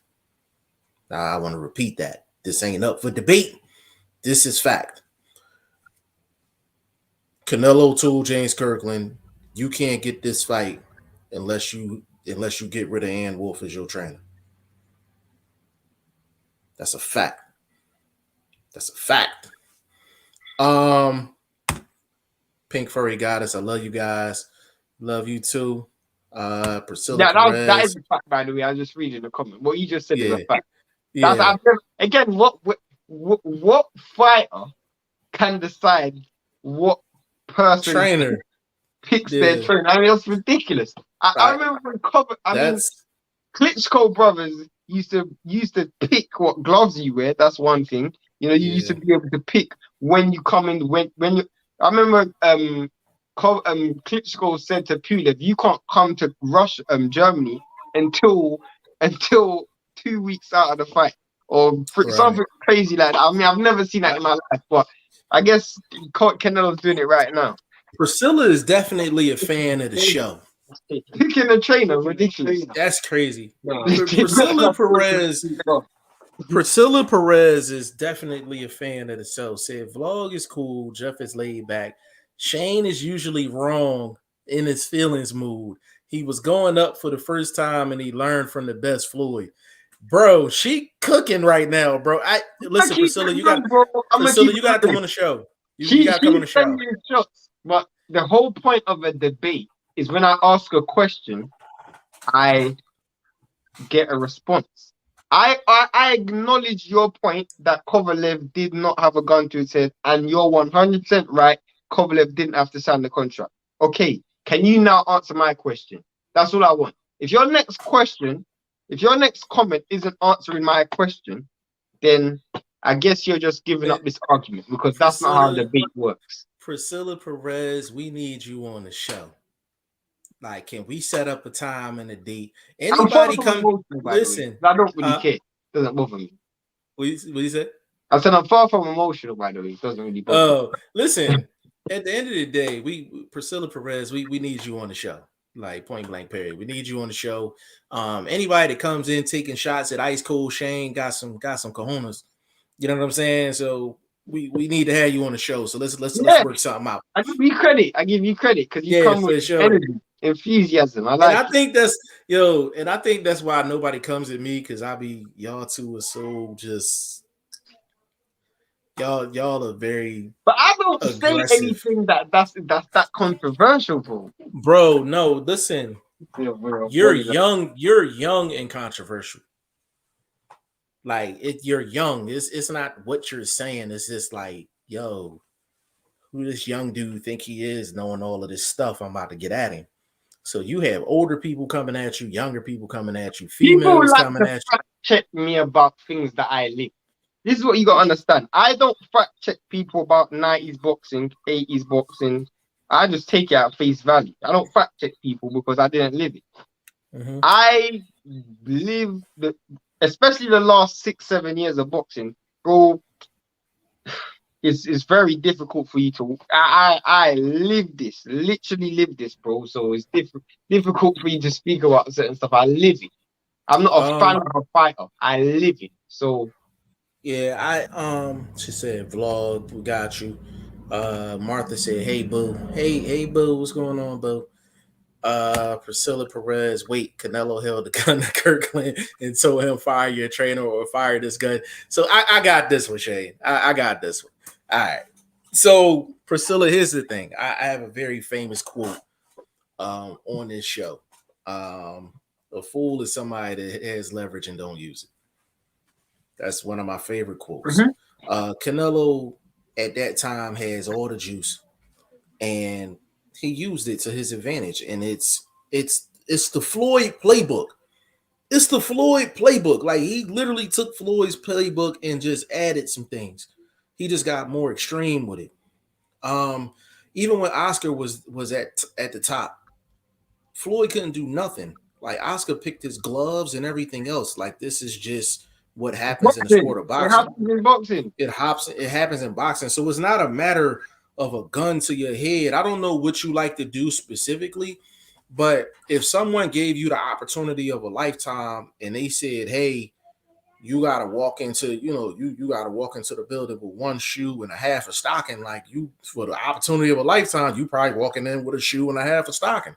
You know what I'm saying? Like it's just it happens in boxing. It's not really about putting a gun in somebody's head, like you know what I'm saying? There's a saying. This is a Hitler saying. The greatest form of mind control is making people think they have a choice when there's no options. Mm, That's the greatest form of mind control. You think you have a choice when in actual fact there's no options. There's either this or no. yeah, To I my like point, Priscilla, you yo. either take this deal or or you get fired. Yeah, Either you get fired or you don't get the fight or whatever it is, whatever walk of life you're in, either you take it or leave it. And yeah, naturally people feel like I don't know, man. Keep going through these yeah. comments. Priscilla said that was a great fight. I just hate when people say Kirkland was a bum. He was a KO artist at that time, only lost once. There are clauses like that in many fights, but I would have to look it up to verify. With fact checking involves Shane, I won't answer to what I fully don't have a I straight gave you answer. some examples. I gave you some examples already, bro. Or sis, sorry. Klitschko used to do stuff like that. Klitschko used to say to his fighters, "You can't come into the country or come into the country that I'm fighting in until a certain time." Or he would say that you have to fight in these pair of gloves, or you have to fight in the ring that I approve in. Or he would do crazy things. If you beat me, you have to fight me again, and if you beat me again, you have to fight my brother. If you beat my brother, you have to fight my brother again. Like they would have ridiculous stuff in their contract, just like that. And it's not unprecedented for people to put massive, unfavorable things for fighters. Floyd even done it. And I called Floyd out on it. I'm just saying to you that Canelo's doing it right now. Canelo's done it to Covenant. It's Floyd was certain a levels, fighter and I called him out on it. and it's Floyd certain never taken levels part in of this. there's certain levels of gamesmanship when it comes down to contracts and stipulations and things like that. So Canelo and Floyd took it to the max. Ridiculous level. But it's up to them. It's up to the other person whether they're going to do it or not. But you ask any person, are they going to jump through hoops to get the opportunity of a lifetime? They're going to jump through hoops, But it and doesn't that's mean just they're what it scared is. though. It You see doesn't what mean they I'm scared. Like they saying? just doing what they gotta do to get the It's opportunity. supposed to be a level playing field. Unfortunately, It's as not. just as when you got leverage, most people just use it. And I called Floyd Yeah. out on it. I've called Floyd out on it. I've called AJ out on it. I've called Yeah. every fighter out who uses this leverage. I've called fighters out on it. So Yeah. it ain't just Canelo who's getting this smoke. It's just Canelo's turn. Yeah. Priscilla said, you see, I need to look at the facts, then respond with correct answers. Not just my opinion. Opinions are like armpits. They could stink. Cough, Shane, cough. Priscilla, say that again, Jeff. I didn't hear the part where Canelo is the reason Kirkland didn't have Ann Wolf. So let me explain that a little bit. I ain't gonna get too deep into it. But basically in negotiations with James Kirkland was in a really bad spot on a personal level. and he was not in a great space with Ann Wolfe at that particular time. He was in negotiations with getting back with Ann Wolfe prior to the Canelo fight. During the negotiation, that is what was that was basically the ultimatum. And to be honest with you, what I was told, it was Oscar more so than Canelo that made that stipulation. So I will say Most that of this stuff was Oscar, because Canelo a never. lot of that stuff, Most of yeah. this stuff was Oscar, because I'm not even So gonna lie. Like when Priscilla, Canelo fought Rocky Fielding, he had Rocky Fielding doing things. But the truth is, it wasn't even Canelo. It was Rocky Fielding. And how I know Priscilla in respect to Canelo, how I know Canelo didn't ask for the stuff that happened to Kovalev was because when Canelo found out about what happened to Kovalev, he said it recently. He called out Eddie Hearn saying, "Why did you make Kovalev have to do that?" And he was upset with it. And Eddie Hearn, and I'll send Jeff the link. I sent him the link before. yeah, Eddie Hearn yeah. came out and said it wasn't my show. It was Oscar's show. But because it was on the zone, they thought it was Eddie's show. I'll send it to you, Jeff. I'll send it to you. Yeah. I'll send it to you this week. So Priscilla said, okay, with your examples, where's the proof?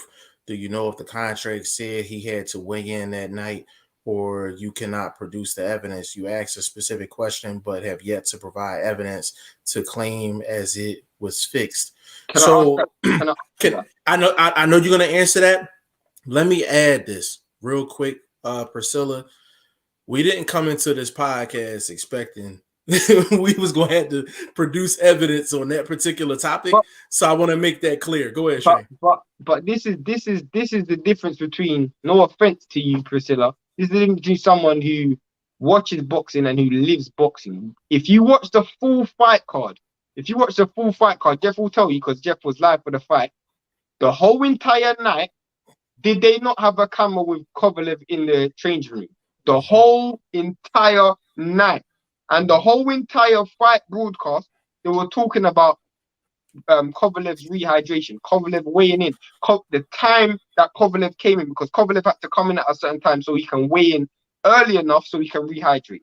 The whole entire time. If you actually remember, you can watch the full broadcast back again. This is not even something I read. I remember watching the broadcast, and that's what happened. This is what something happened. And if you don't believe me, Canelo even acknowledged it recently. Canelo acknowledged it. Yeah. So it's out. Priscilla is out there, and I want to explain this real quick, Priscilla. And it seems like you've been watching this for a little while.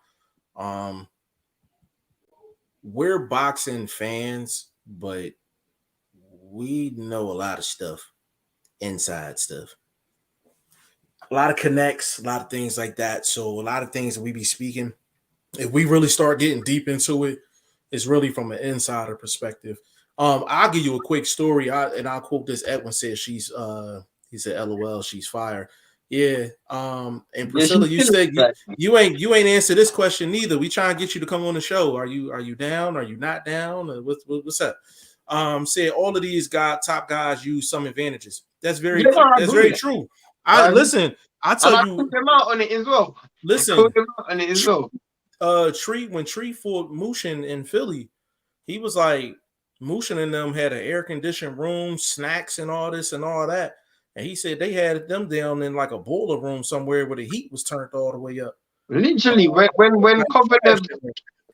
Kovalev fought, what's it called? When Kovalev fought Anthony Yard, Kovalev said when he came to the airport, Kovalev had taken all his luggage. Like he had told people in Russia, and for the first week, Anthony Yard didn't have any luggage. That happens. And if you think I won't call someone out on it, on YouTube right now, when I was in Latvia, I called Sauerland out on the fact that I felt like Bradis was getting favorable treatment over Gworatsky. You can go on YouTube and find it right now. I called Sauerland out about it. So, in fact, I'll put it up on Instagram just for you. I'll put it up on Instagram. He said, then you shouldn't make those claims. That's called fake news or narrative. So, bro, why would they be pushing a narrative when Canelo's the house fighter? Canelo was the house fighter. Canelo was Yeah, the man for the zone. so So why would Priscilla, they use the narrative against him? a lot of the things that we say, we can actually piece together the evidence. Like we can piece it together. Like we can point where the evidence is. Edwin, great minds think alike. Toby, did you guys check out Constazu's son fight recently? I didn't see it, me personally. Did you see it, Shane? No, I didn't see it, but people I are didn't telling me. see it. Oh my gosh, I'm not getting into this. My Wi-Fi is down, comes and goes like Shane common sense. Yo, they coming at your neck today, I Shane. That's what I'm saying, bro. I just want someone. I'm not even getting onto Canelo right now. I'm not even criticizing Canelo. I'm just telling you that every fighter has favorable advantage. I'm not criticizing Canelo. Canelo just took advantage of what's it called?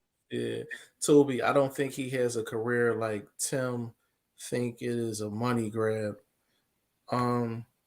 Priscilla said no if you don't have the evidence. No, What evidence are Priscilla, you that's talking about? I told watch the broadcast, bro. Watch the broadcast. Watch the Priscilla. whole thing. It was on the No, broadcast. That's what I'm it saying. was You on don't watch camera. It was on properly. camera. Like it It's was on on the camera. broadcast. The one thing I will say, Priscilla, is like I personally, and I know Shane don't either, like if you ask us for evidence or show the proof, we will literally send it to you.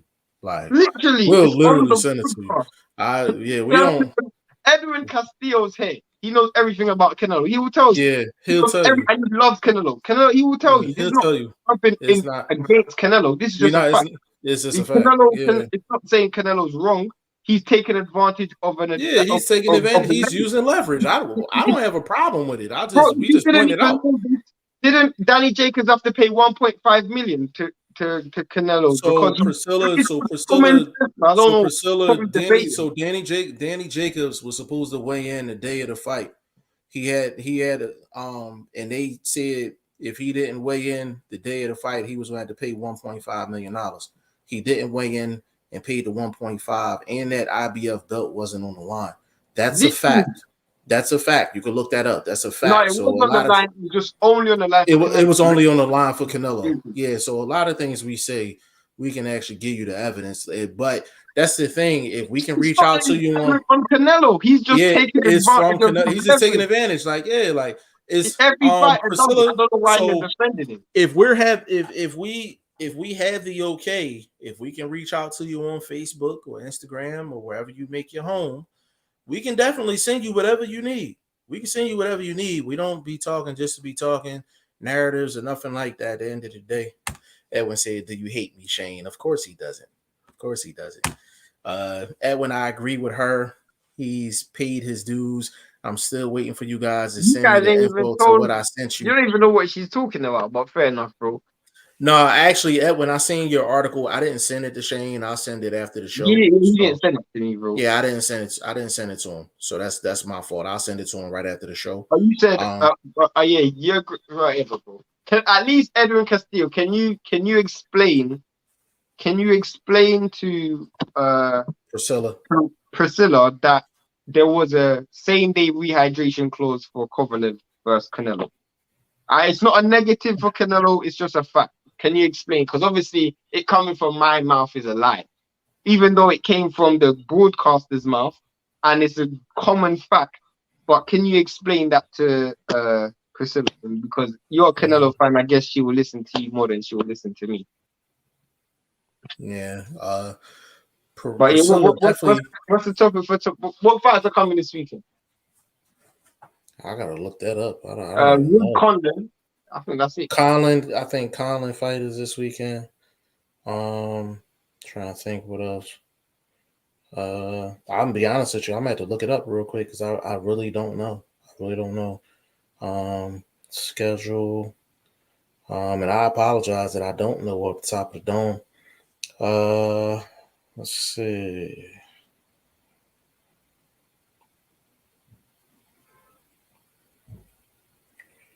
Gabriel Maestro is fighting again this weekend. He coming back off that Michael Fox debacle. She said, "I want you to show proof that it was fixed." Okay, I'll give you my answer, my fairest answer. The truth is, a fixed fight or fixed The definition of fixed is when the result is predetermined. There is no way on God's green earth. And I get, in a sense, it wasn't fixed because literally, obviously, it wasn't fixed. But there was no way on God's green earth Kovalev could have won that fight.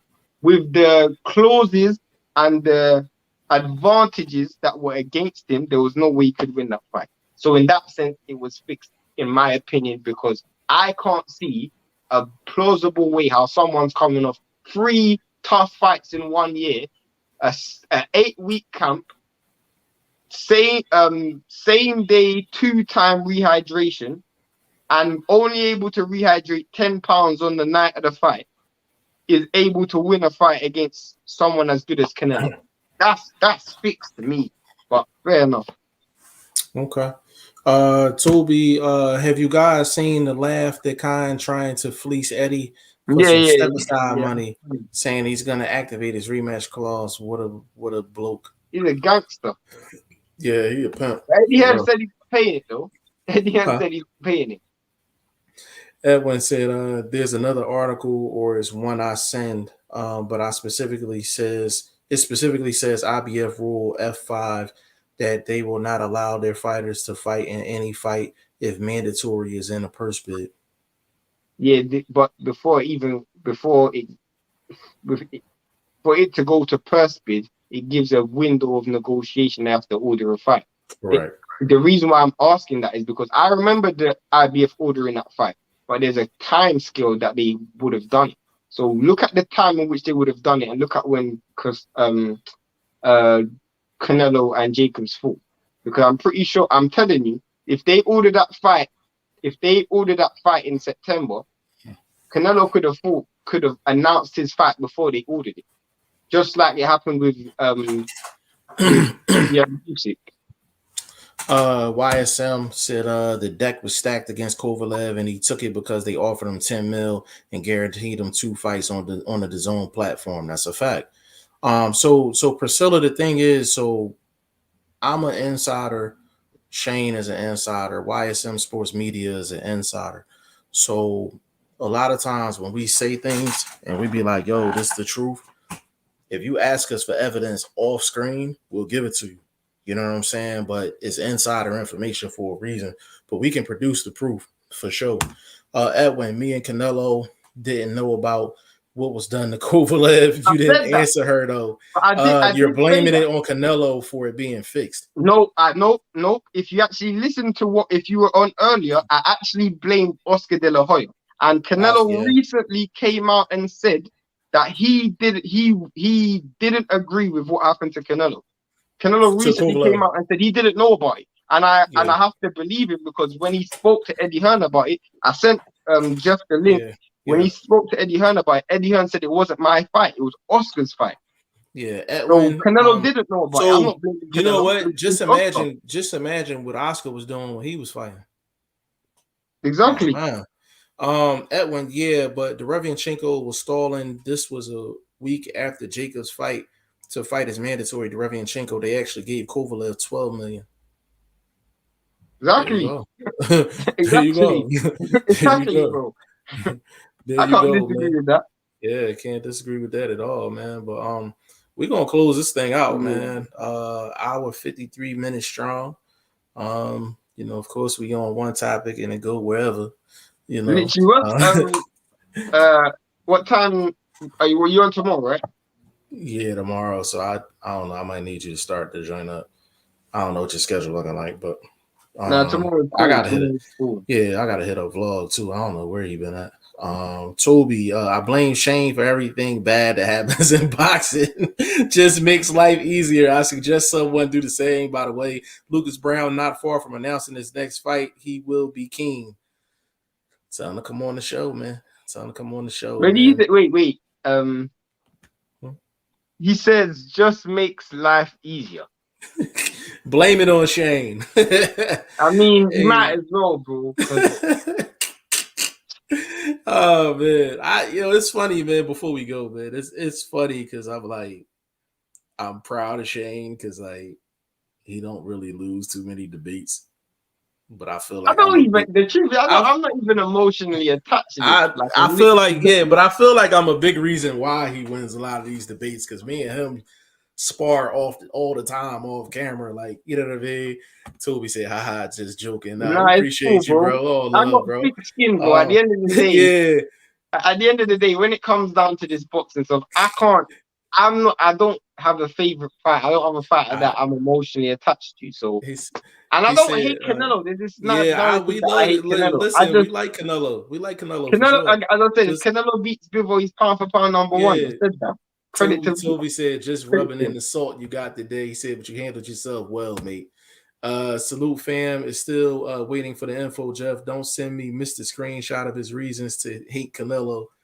I'm gonna send him the articles. I did get them. I'm gonna send him the articles. Yeah, send me the article. It. Just tell me the date of the article and I'll be able to explain it to you. Okay. I got you. Of Shane screenshots listing hating on Canelo. Yeah, bro. I'm gonna handle that as soon as we jump off, because we getting ready to jump off now. Shane, give me your social media so we can get up out of here, good brother. I'm Shane the number one. Exclusively on Instagram, man. Canelo fans are riding for this dude heavy, boy. When Bivol beats this dude, I hope I see these Canelo fans. That's all I'm saying. Hey man, big shout out to Edward Castile, man, for sure. Follow me on all social media. Facebook, Instagram, Twitter, G5JeffTV, website, g5jefftv.com. Subscribe to the channel. Edwin, no, send me what info you said. This proves what I said. He got you. Yeah, he got you. I'm gonna send it right after we get up out of here. Big shout out to Boxing First Vlog, wherever you at, bro. Big shout out to you. So on behalf of VP Shane, who handled himself very well today, and your boy G5 Jeff TV, man, we will be back tomorrow, episode 70. Peace.